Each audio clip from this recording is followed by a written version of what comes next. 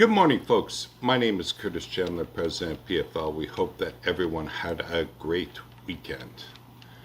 The Dow closed higher on Friday of last week, up 274.17 points and up 1,810.73 points week over week. The S&P closed higher on Friday of last week, up 51.45 points and up 258.81 points week over week.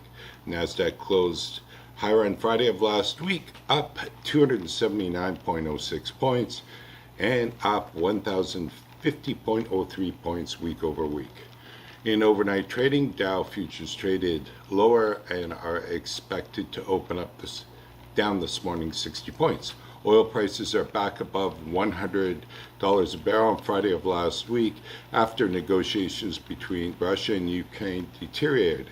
Energy markets are rife with uncertainty, with the IEA suggesting that consumers will have to figure out how to reduce demand and supply shortages loom. WTI gained $1.72 a barrel to settle at $104.70 a barrel on Friday of last week.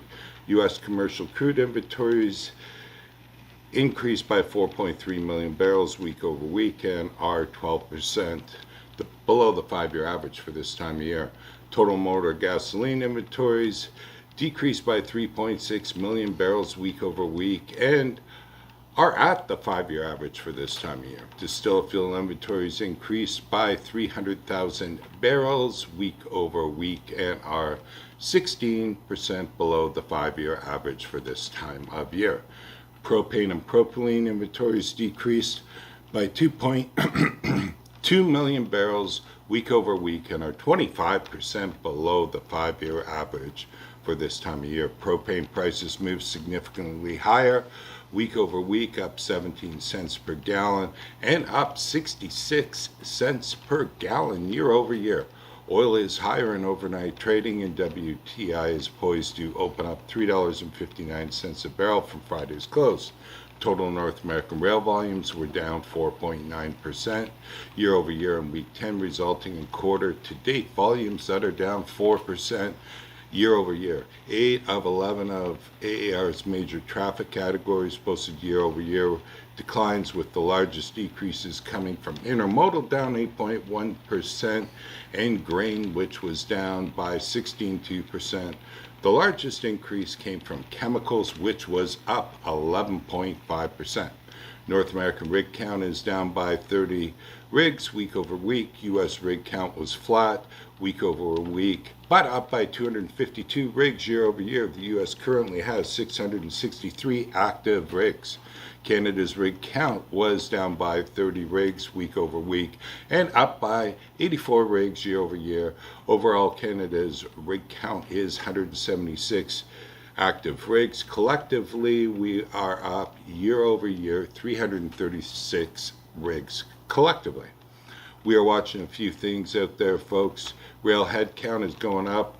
STB released February count. See PFL's rail report for further details. Russian crude is scattering to find a home before the deadline to unload by April 22nd. See PFL's rail report for further details. Russia may have to shut in 3 million barrels a day. IEA says has the answers. We think not, but see PFL's rail report for further details. The reading of PFL's rail report is an absolute must. Not only do we dive into more details that we discussed in today's podcast, we also summarize the latest petroleum by rail numbers, talk about refinery runs, overall import and export numbers, and dive into the latest U.S. employment situation. Bottom line, a lot of great news, a lot of fancy graphs. We hope you enjoy reading our report. And on a side note, we've been extremely active in railcar storage, return on lease strategies, subleasing, mobile repair, mobile flaring and cleaning, and scrapping on top of that, folks. Visit our website at pflpetroleum.com.